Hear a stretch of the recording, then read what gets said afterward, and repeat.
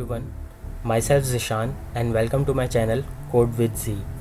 आज से हम एक न्यू सीरीज़ स्टार्ट करने जा रहे हैं HTML के ऊपर। हम स्टेप बाय स्टेप हर चीज़ जानेंगे। HTML क्या होता है, इसके क्या फ़ायदे हैं, कहाँ पर यूज़ होती है, कैसे यूज़ होती है, कौन कौन से टैग्स होते हैं, हर चीज़। ये सिर्फ इसका इंट्रोडक्शन वीडियो है जिसमें हम जानेंगे HTML क्या होता है। तो HTML stands for hypertext markup language. इसको सीखने के लिए आपको जो सॉफ्टवेयर रिक्वायर्ड होते हैं या जो चीज़ें आपको रिक्वायर्ड हैं, सिर्फ दो चीज़ें आपको चाहिए। एक आपका टेक्स्ट एडिटर, आप कोई भी यूज़ कर सकते हैं, और सेकंड आपका ब्राउज़र भी आप कोई सा भी यूज़ कर सकते हैं, गूगल क्रोम, फायरफॉक्स, कोई भी।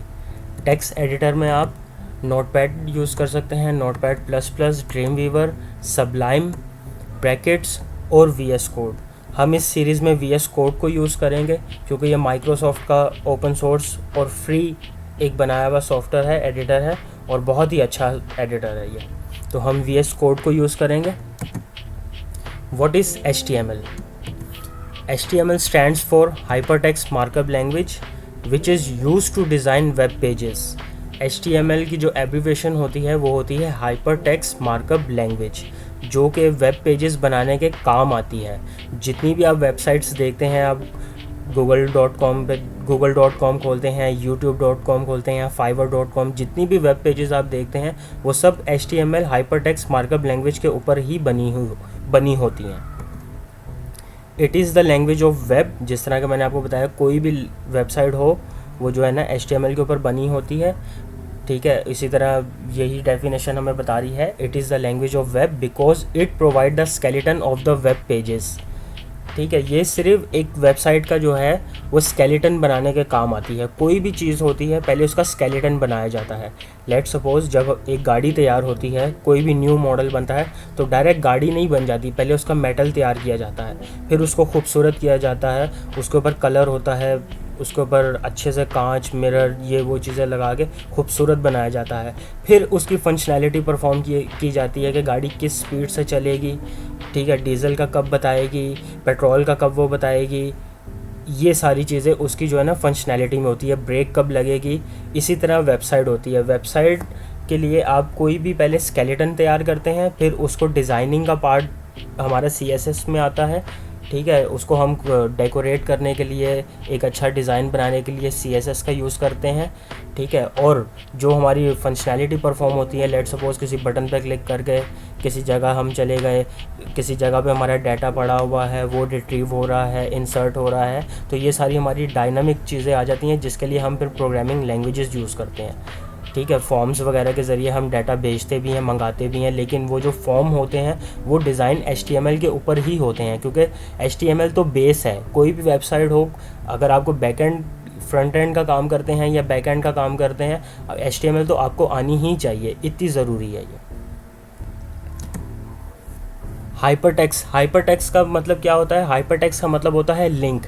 जैसे कि आप YouTube पे कोई भी वीडियो देखते हैं, ठीक है, उस वीडियो को आप अपने फ्रेंड के साथ शेयर करते हैं व्हाट्सएप वगैरह के ऊपर, तो उसके पास एक लिंक चला जाता है। जैसे ही वो उसके ऊपर क्लिक करता है तो वो उस वीडियो के ऊपर रीडायरेक्ट हो जाता है, वो youtube.com के ऊपर उस वेबसाइट के ऊपर चला जाता है। ऐसा ही होता है, ठीक है। यही हाइपर का मतलब है कि किसी लिंक के ऊपर क्लिक करके किसी जगह चले जाना। हाइपर का सिंपल सा ये मतलब है। Markup means the symbol or notation in which we wrap our raw content to tell browser what you want to display in browser। वो सिंबल या वो नोटेशन होती है जो हमारे कंटेंट को रैप करती है कि हम अपने ब्राउज़र के ऊपर क्या दिखाना चाह रहे हैं। हम अपने ब्राउज़र के ऊपर हेडिंग दिखाना चाह रहे हैं, हम अपने ब्राउज़र के ऊपर पैराग्राफ दिखाना चाह रहे हैं, हम इमेज दिखाना चाह रहे हैं, या कोई ऑडियो फाइल दिखाना चाह रहे हैं, या कोई PDF फाइल, हम जो भी हम बताएंगे वो हम उसके सिंबल, उसके नोटेशन, जिसको हम टैग भी कहते हैं, मार्कअप भी कहते हैं, टैग भी कहते हैं, दोनों एक ही चीज़ का नाम है। उस सिंबल के अंदर, उस टैग के ज़रिए हम बताते हैं कि हम क्या डिस्प्ले करवाना चाह रहे हैं। HTML was developed by Tim Berners-Lee in 1991। ये जो खूबसूरत से अंकल आपके सामने नज़र आ रहे हैं, इन्होंने 1991 में HTML डेवलप की थी।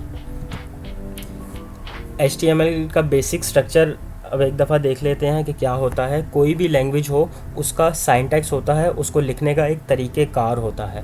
तो HTML का स्ट्रक्चर भी उसी तरह है कि हमें लिखने की कुछ चीज़ें, कुछ तरीक़ेकार, कुछ रूल्स बताता है कि आपको कौन सी चीज़ कहाँ रखनी है। तो वो क्या क्या चीज़ें होती हैं हम एक दफ़ा उनको देख लेते हैं।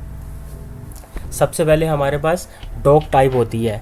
ये डॉक्यूमेंट की टाइप बताता है कि आपका डॉक्यूमेंट किस टाइप का है। लेट सपोज़ HTML के भी डिफरेंट वर्जन होते हैं।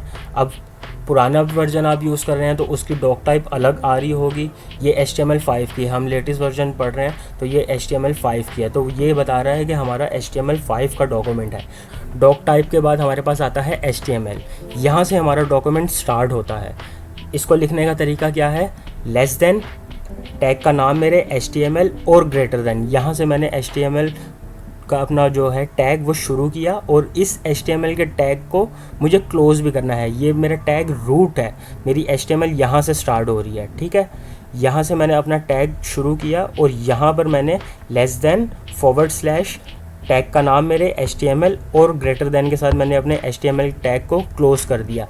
इस HTML के अंदर अब मेरा जितना भी पार्ट आएगा वो सारा मेरा डिस्प्ले होगा वेब पेज के अंदर, ठीक है। जिसके अंदर मेरा 2 पार्ट आगे जाके भी टूट जाएंगे, जो हमारा हेड और बॉडी होती है। बॉडी पार्ट बेसिकली रेंडर हो रही होती है ब्राउज़र के ऊपर। हेड के अंदर हम इंफॉर्मेशन रखते हैं। हेड के अंदर हम क्या रखते हैं, content the Meta data. Meta का मतलब होता है इन्फॉर्मेशन और डाटा किसी भी चीज़ का डाटा। अब इन्फॉर्मेशन किस टाइप की हो सकती है किसी भी डॉक्यूमेंट की, उसका टाइटल हो सकता है। जैसे कि आप गूगल पे जाते हैं, यूट्यूब पे जाते हैं या फाइवर या किसी और भी वेबसाइट पे जाते हैं तो उसका टाइटल, एक आप टैब के ऊपर देख रहे होते हैं तो उसका टाइटल आ रहा होता है। एक वेबसाइट के अंदर भी कितने पेजेस होते हैं, home page, about page, gallery page, contact page. तो डिफरेंट हमें तो पता चलना चाहिए ना कि कौन सा पेज हमारा कैसा है। तो उसको हम टाइटल से रिकग्नाइज करते हैं कि ये पेज हमारा ये इस टाइटल का है और ये हमारा पेज है।